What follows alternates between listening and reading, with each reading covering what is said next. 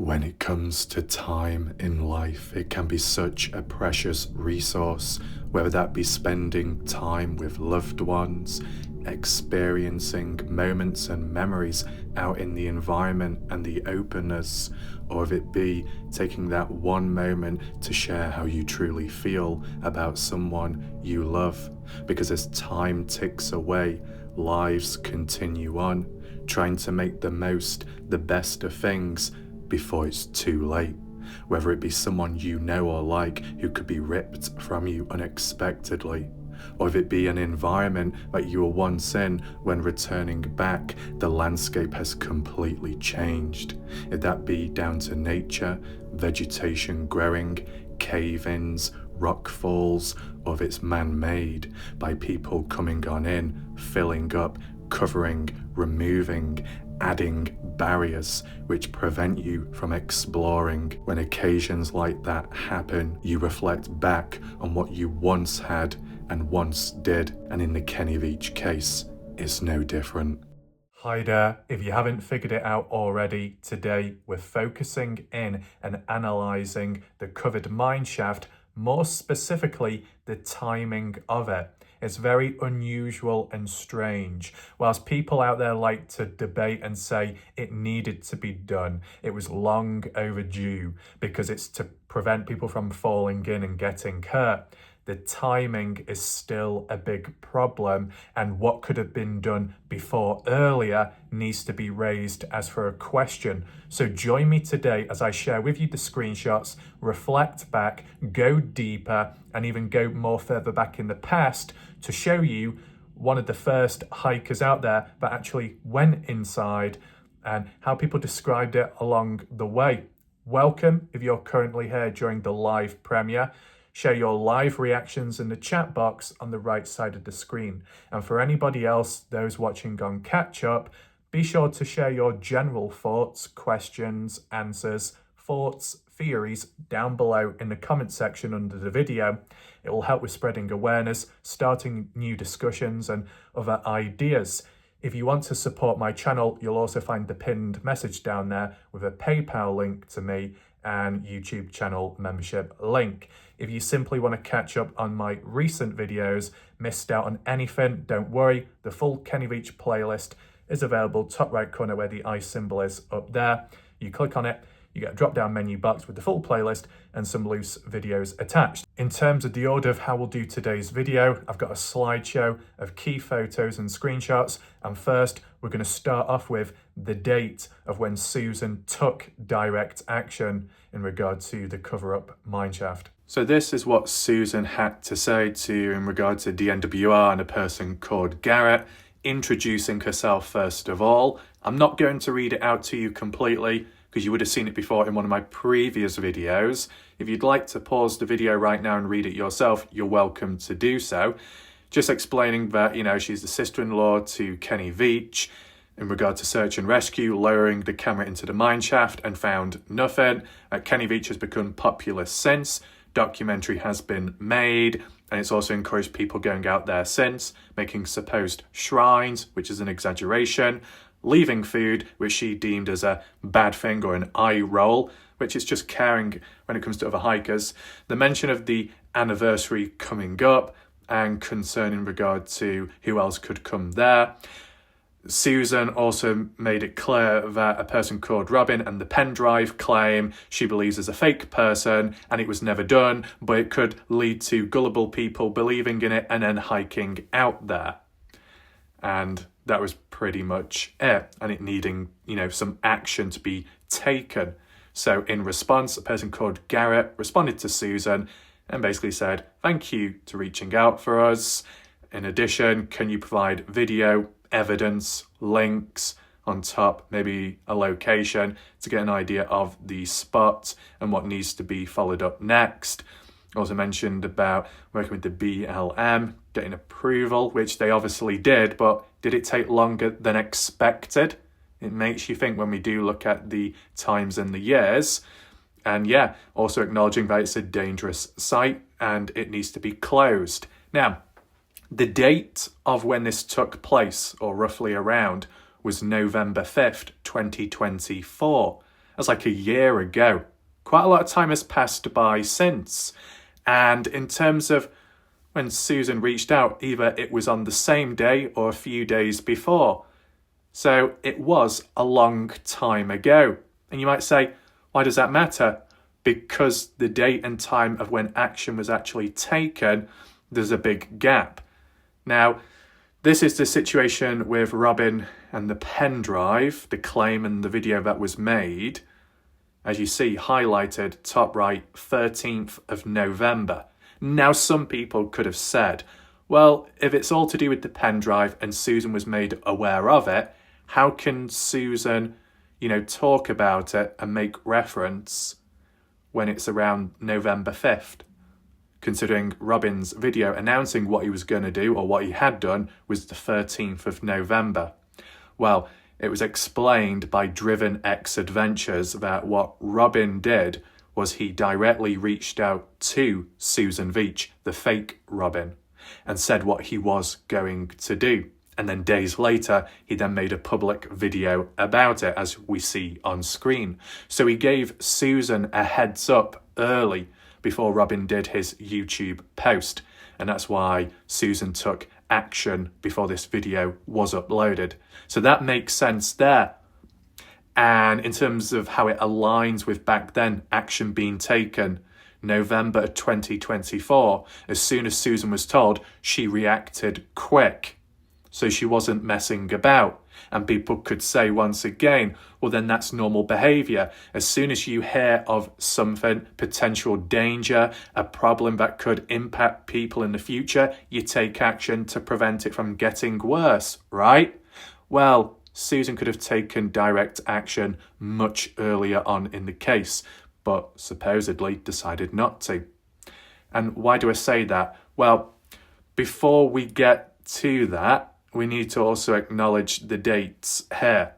October of 2025 on the left, Travis Neighbours, the last known hiker to go to the mineshaft moments before it was filled in. 1 month later, roughly, November 2025, Driven X Adventures had got there and it was filled in and foam used underneath. You can see the stark contrast between the two. The fact that it's so close together as well, within a month time frame difference, it's been filled in. So it didn't take them that long technically. However, this is 2025.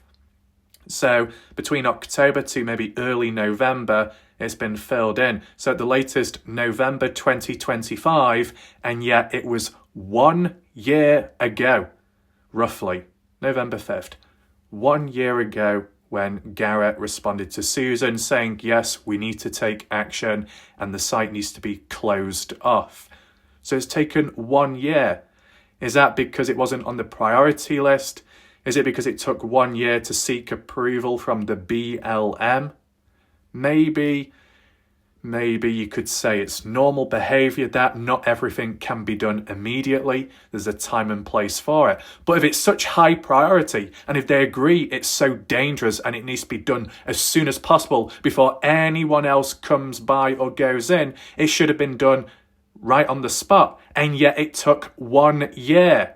So whilst people can still say, well, delays are delays in life, it is what it is. The fact of the matter, it's supposedly being reported as a serious issue that needs dealing with ASAP, and some of the ones in charge or on the side agree with it. That from November 5th onwards, 2024, 1 year later, that meant there was 1 year of future potential hikers going out there, as Susan would call, gullible and vulnerable and inexperienced, who could have fell to their death going to the mine shaft. Now, most people that go there anyway are somewhat competent enough and actually choose to use a rope. It was only Scott Natal that decided not to use a rope and use a ladder only, which was broken. He managed it though. So for most people having it under control, it was okay. And from 2024 onwards, to our knowledge, we've not seen any other hikers go inside of the mineshaft. So it also means that Robin's point about the pen drive and maybe trying to encourage people to go out there and locate it, no hiker could be bothered. More hikers before Robin and the pen drive went to the mineshaft and inside to look for Kenny Veach. Kenny Veach was the draw, the pull factor, which encouraged people to go there in the first place, because that's where his scent ended. That's where his phone and coins were found, and people thought maybe he was in there. And while Susan mentions about search and rescue dropping a camera down, that just wasn't good enough. So it encouraged hikers to go there for themselves and check it out. Ever since Robin and the pen drive, no other hikers, from what we know of publicly, have gone in, or for that motive of retrieving the pen drive. So Susan's point about, it could encourage people out there, it didn't. It simply didn't. But if it did, well, the urgency of it is kind of a bit of a contradiction, because it took 1 year to fill it in, which means 1 year onwards of other hikers going out there and falling to their deaths. So even though action was technically taken early on, the direct action and response to fill it in was delayed. So there was still that time frame window of deaths and people being injured. Luckily, that didn't happen to anyone, but it was still inevitable for as long as it remained open in the eyes of Susan. Now, there's only so much that Susan can do, of course. She's not in power of everything. However, there are still delays there with Susan which need and raise questions. And we'll get to that very shortly. But these dates are very important. Like, look at that. Just so you can see for yourself, like a bit of a timeline. From when Garrett responded back to Susan, acknowledging what needed to be done, November 5th, 2024, 11:16 a.m. And then 13th of November, Robin on YouTube making it known and public what he did about the pen drive. And then about a year later, 10th of November 2025, roughly, Driven X Adventures noticed it was filled in. And it was Travis' neighbours 1 month before that when it was open. So when you compare in October to November, it was done in a quick space of time. But when you're comparing it to the 5th of November 2024 to the 10th of November 2025, there's a big time frame difference. Not enough urgency. Just like with Sharon Pilgrim, not enough urgency to report Kenny Veach missing within the appropriate time frame window, instead delaying it by 7 days. Unusual behaviour.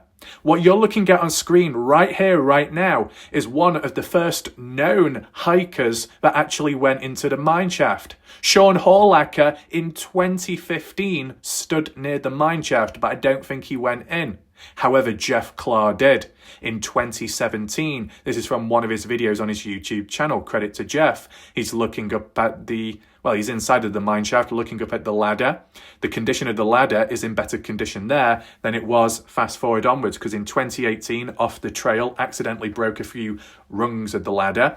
And then a few years on, when some people came and left, it just kind of sped up, degrading the quality of the mineshaft and inside. The only strange point which never made sense and no one came forward to explain themselves was right at the top of the entrance way. On the outside, on the other side of where the ladder is and the beams, the supports, there was a brace. And yet, after that point, when other people visited, the brace was completely gone.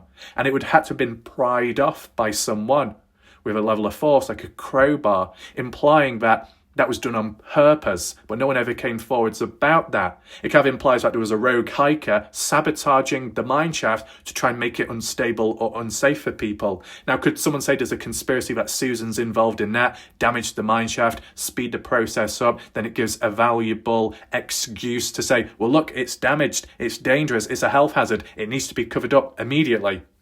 Well, clearly not, because Susan did not take action back in 2017.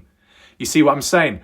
Put aside the pen drive. Is Susan Veach really doing it out of care and consideration to protect the safety of vulnerable, gullible hikers out there and future people that may go because of the pen drive? because she had the opportunity to take action years before, like round 2017 onwards when Jeff Clark went into the mineshaft. 2018 when Off the Trail went into the mineshaft. 2020 when Outpost Mojave went into the mineshaft. 2021 or 22 when Off the Trail returned back, I believe in January of 2021. Scott Natal went into the mineshaft 2021. SB Vegas Adventures went into the mineshaft 2022 and 2023. More than enough people have already been inside of the mineshaft before 2024. And the only reason why Susan decided to take action as of 2024 onwards is all because of Robin directly reaching out to her. Oh, is it because it needed a prompt?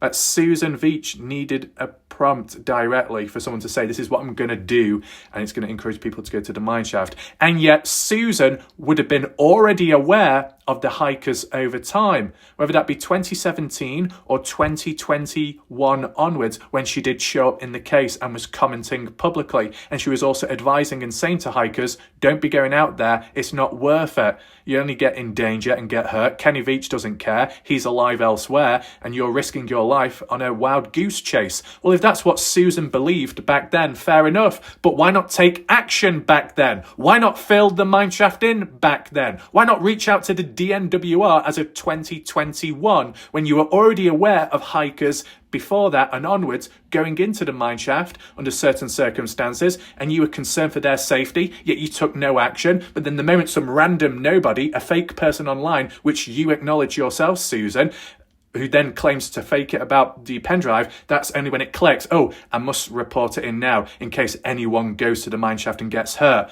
Oh, let me remember. Oh, I've forgotten. There's already about 3 to 4 people that have already been there, but I didn't take action. Why not? Why not do it as soon as possible? Why leave it so late when things have already happened? The timing is off. It doesn't make sense. But Susan falls for a fake person and a fake claim, but doesn't think that the main pull factor is Kenny Veach and his scent and phone at the mineshaft originally. That's the main thing which has pulled people to exploring it. Not Robin, but Kenny. And no action was taken back then. Why not? That is what's so strange about it. You know, Jeff Clark was able to exploit and others onwards. They can't now, but they could then. Why didn't Susan, I don't know, stop it from happening? And speaking of possible other locations being altered with and changed and access being denied, if the military couldn't take over the land, are they getting other people or something to try and cover bits and areas of interest up? Now, what you're looking at on screen is the alternative mineshaft, which is more shallow, by SB Vegas Adventures, which is a bit more south, down Little Jermay Canyon. It's before Wild Horse Pass, and it's even before Kenny Veach's mineshaft. And we only use that term because of categorization, and it's a memorable word and term. Got nothing to do, nor responsible for what may be officially named on Google Maps or Google Earth. No idea who did that. But the theme is, if Susan wanted one mineshaft to be filled in because people could get hurt or injured or get stuck, what's she going to say about this one? Because it just also so happens, now this says 14 hours ago, but it's not 14 hours ago. It's actually many days, if not weeks ago. The fake Robin had said, who knows what might be inside? Who knows? Who knows? Winking, being cryptic yet again. Now, it was shallow, and Steve did look and drop the camera in and found nothing. It reached like a hard base. So they dug so far in and then I guess gave up, move on. Could it have gone any deeper at some point in the past? SB suggested that, but maybe that's long before Kenny Veach's case and disappearance. Yet Robin here, the fake one's suggesting that who knows what's going on inside. It's a bit of a contradiction because Robin was all about the other mineshaft, the Kenny Veach one, that the pen drive was put in there. But now what? Robin's suggesting that something is inside this one too. But the timing of the comment by Robin was after Steve went there. So has something been altered with since? We've not seen any updated footage. Now, probably about 2 to 3 months ago when Steve got here and documented this newish finding. Supposedly, Aquachica came across it in the past, but may have not done as deep of an investigation as SB did with the different camera angles. Nevertheless, from 3 months onwards, if you used to go there now, when considering the main mineshaft has been filled in, has this been filled in as well? Who knows? Maybe Susan doesn't know about this one, so she hasn't reported it in. But if this one gets filled in, like as of right now or down the line, it just feels like things are being covered up over time, and the opportunities of people just being able to explore for the sake of it, for Kenny M Cave or just for other reasons, are being denied. Slow constriction. Almost as bad as the military trying to take over all of that land. Didn't get what they wanted, so indirect or opposite things are happening now, bit by bit. What else could be covered up? What else could be filled in? Any potential caves? Any potential holes in the ground? You got to keep a sharp eye out, because as time ticks away, things can change drastically. Now, some people have also mentioned that beside timing, let's say that wasn't a problem, what about just the deal of it being covered up, filled in? Does it really matter? Is anything lost? It needed to be done anyway. You're not going to miss out on anything. That's what people on the outside and some viewers here and there are sharing their opinions, which is fair enough. But I want to do a bit of a counterpoint. I want to say why it's important and why it's a problem, the mineshaft being filled in. I don't know what was going on there. I just noticed a weird purple mark when you zoom out. That's a bit weird. Anyway, what you see highlighted here in yellow is the pathway which led up to the main mineshaft, in which the search and rescue supposedly found the phone and coins at, and where the scent ended. And normally the freshest scent will be the latest one, the one further on, and the earlier scent ends up fading away. But they were able to still find that scent from start to finish or so, and that's after 7 days. I know there's questions and eyebrow raisers there, but let's just focus on one thing at a time for this video. Kenny Veach's vehicle was found roughly down here, Joe May Road, and then maybe getting the dogs familiar with Kenny's scent, to do with the vehicle, to do with some article, piece of clothing, and then once the dogs were familiarised, heading up that way, known as Little Joe May Canyon, north. Now, they would have passed by this mineshaft, the one which Robin commented on and said, who knows what's inside? Who knows? Being all cryptic. That's probably Robin, the fake one, jumping on the bandwagon yet again, because it was a new finding or a newish one by Steve, SB Vegas, just like how the fake Robin did with the whole bullet casing. They called a bullet, that situation, up the other canyon, which would have been up that way, right? But anyway, search and rescue, heading up north, tracing the scent. And whilst Kenny Veach may have said or believed in his mind from what the girlfriend reiterated, Kenny did not want to be found, and Kenny dropped his phone off so he could not be tracked. Whether Kenny had his phone or not, he would still be tracked for as long as his scent was present. And from the looks of it, it was, because it followed up to the mineshaft, as you see here, the main one from the looks of it. Do we have absolute confirmation that it was this particular mineshaft? Not exactly. That's a bit of a problem. But let's say this was the spot, and why it links to the importance of it being covered up and why it's a problem. If this was the last known spot where Kenny was at before he disappeared, it goes one of two ways, in my opinion. From what we know of at this moment in time, it goes one of two ways. A, Kenny Veach got to the mineshaft, dropped some items off to make it seem like he's out there. He may have gone on further or have gone into the mineshaft.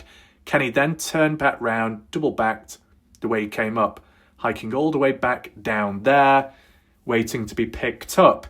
He's been picked up in the past by his girlfriend. He's got experience with it. Whilst he might be a solo hiker and he likes pushing himself, there are still times where he relies on other people for help or maybe transport. So he's not too much of a stubborn, proud individual. So it is possible that he did get picked up after doubling back, and that's why the scent ended at the mineshaft and why it was strengthened further back towards the start.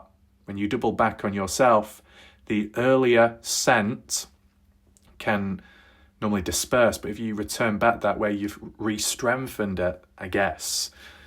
You get the idea.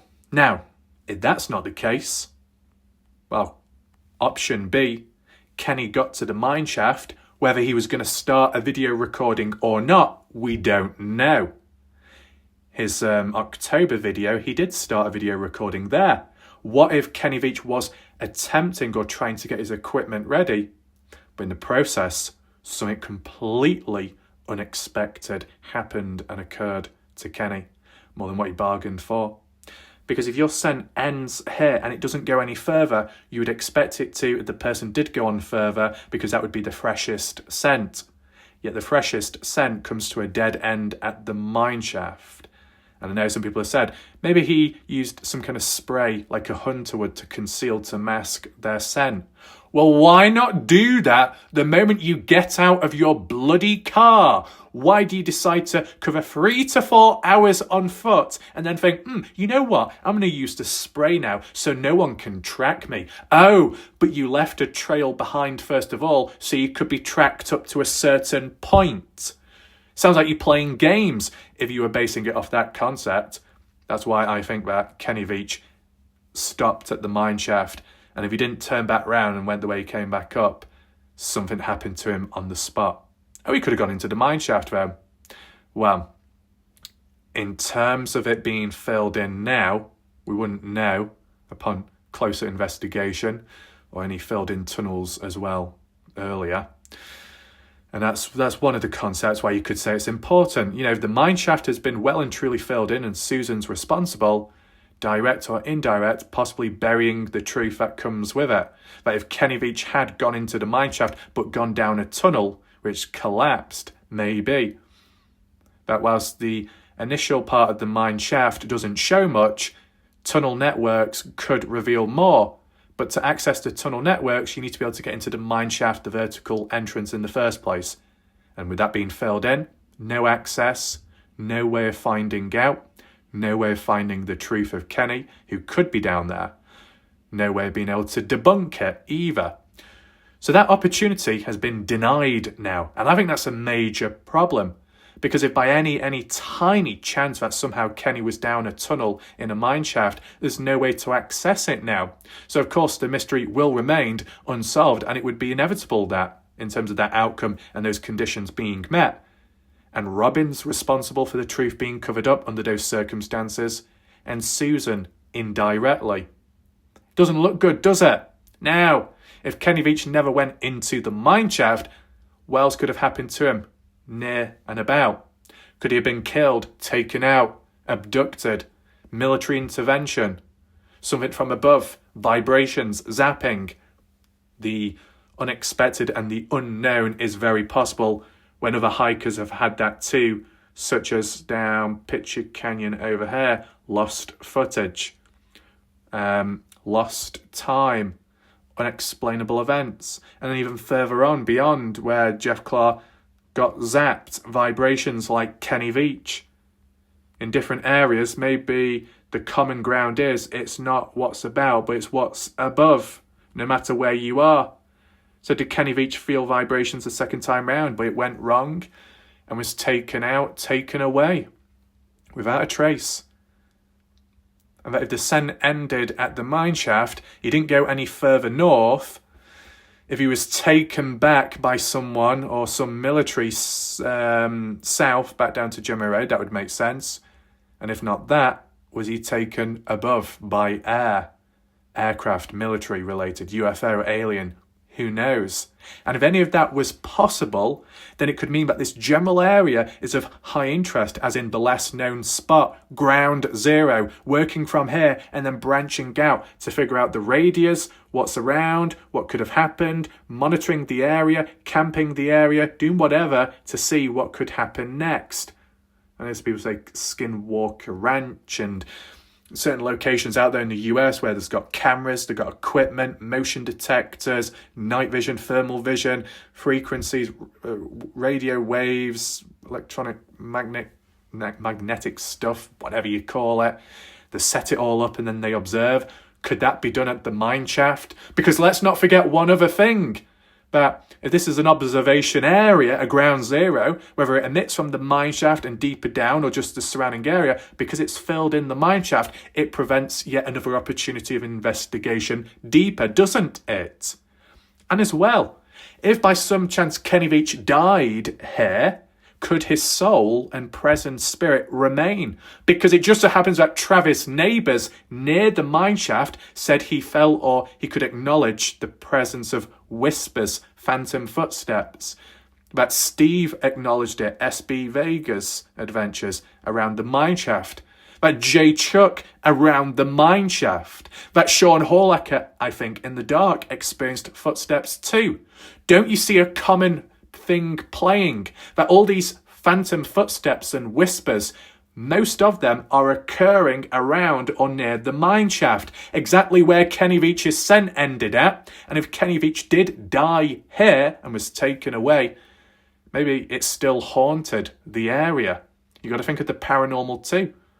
If that's got anything to do with the mine shaft being haunted, and further in, tunnels, exploring abandoned mines in unusual places, and other people out there would have done videos on haunted mines and mine shafts from way back in the past, workers, mining, incidents, accidents, things gone wrong, and they've been trapped down there, in there, and their souls as well, and they haunt the place on. Could that have happened with Kenny Veach and it explains the footsteps? Or could it just be a separate mystery, but still interesting and deep? But how much can you explore into it when the mine shaft's filled in? Right? The crystal skull caught on camera in the mine shaft. Why was it put there? Why did it disappear? Mystery on top of mystery. A key hotspot area, and yet most of it can't be fully investigated now because it's filled in. So when people say, does it really matter? Not much was lost at the end of the day. A lot was lost. If you haven't done the research and you haven't dug in deep, then you are going to think, well, at least from what Search and Rescue said, Kenny's not down there, so it doesn't really matter. But it's what else is down there. The crystal skull, the possible tunnels and networks, they matter as well. The surrounding area and landscape where it directly emits from the mine shaft or links in other ways as for Kenny's final end and his scent ending. There are possible links, but they're hard to further establish when you can't explore it. Hence why it's a major issue. Would it encourage rogue hikers and other people to try and break entry and access to it, to dig the mine shaft up and break in? Would anyone get in trouble? Possibly. But if anyone's going to do it, they're probably not going to record themselves. I mean, we've seen the odd person, well, we've not seen them, but we've seen the after effects of this supposed covered up M cave, which Sean Horlacher first investigated in 2019, onwards in around 2022, when there was a big boulder missing and it was found on the floor. So someone tried moving it and was successful. So will someone do the same here in removing, uncovering something that was once already open, so then people can go back inside? It makes you think. With that all being said, hopefully you can understand the importance of the event, but also the strangeness of it. There was more than enough time for action to be taken originally, more than enough time to actually reach out in the first place. Already people exploring, turned a blind eye, but then as soon as a fake person says they're going to do this, oh, now action needs to be taken.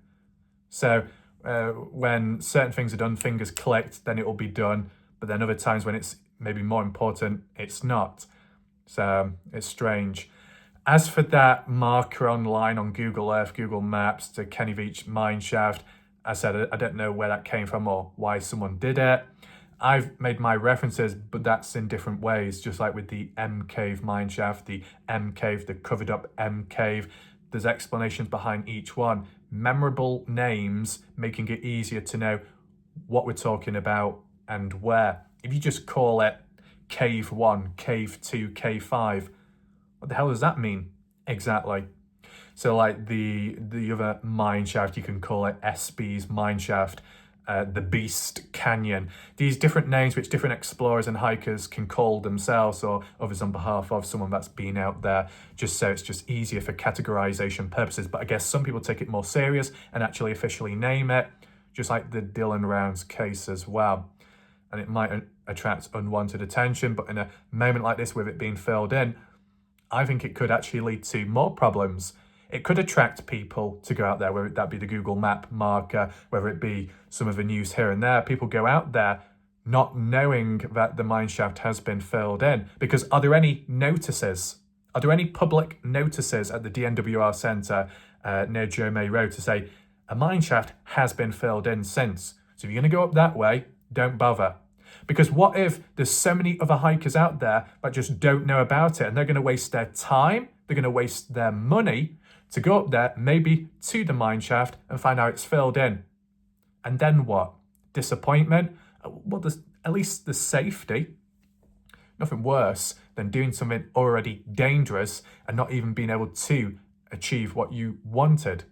Then having to go back, somewhat disappointed, frustrated, maybe low in mood. That can then possibly have an indirect side effect, negative impact on perception, mood, responsiveness, alertness, reaction timing, because you're already frustrated with all that time spent, money spent, distance spent to end up where you are, all for nothing. Then you've got to go all the way back. Then a mistake could be made when you're not quite in the right frame of mind.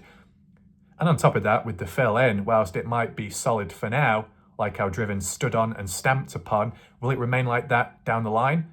Eventually with time, it will weaken. So once it's become weakened, what happens then? Someone stands on it, jumps on it, and they fall right through.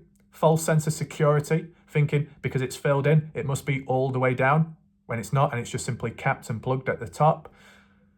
So when it's weakened and someone stands on it, years later, they fall through and likely die.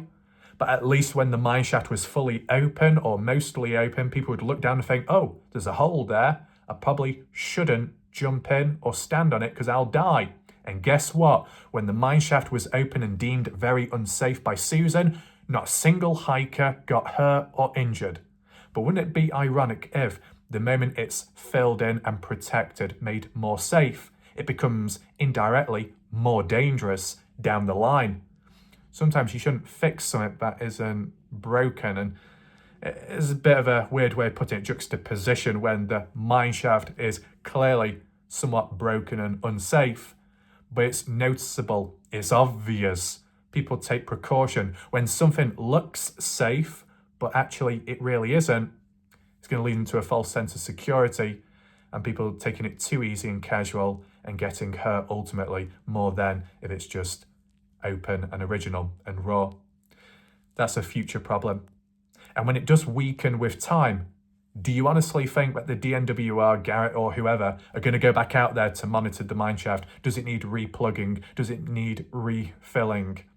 Does it need taking out and then filling back in again? Or they're just going to leave it be and hope that nobody bothers going there or tries stepping on it? Because you'll always get an uninformed, unaware individual that might head out years later and something goes wrong.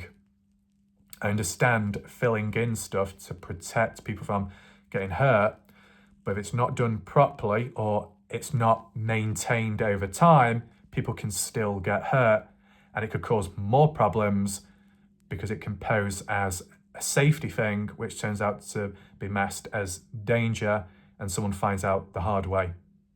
Further problems down the line. With that all being said, I hope you found the video somewhat interesting. Be sure to hit the like button, the thumbs up. Feel free to share the video to spread this awareness. And if you're on a mobile device, it'd be much appreciated if you hit the hype button below. My name's Warlight Raf. Thanks for watching. Goodbye and good night for now.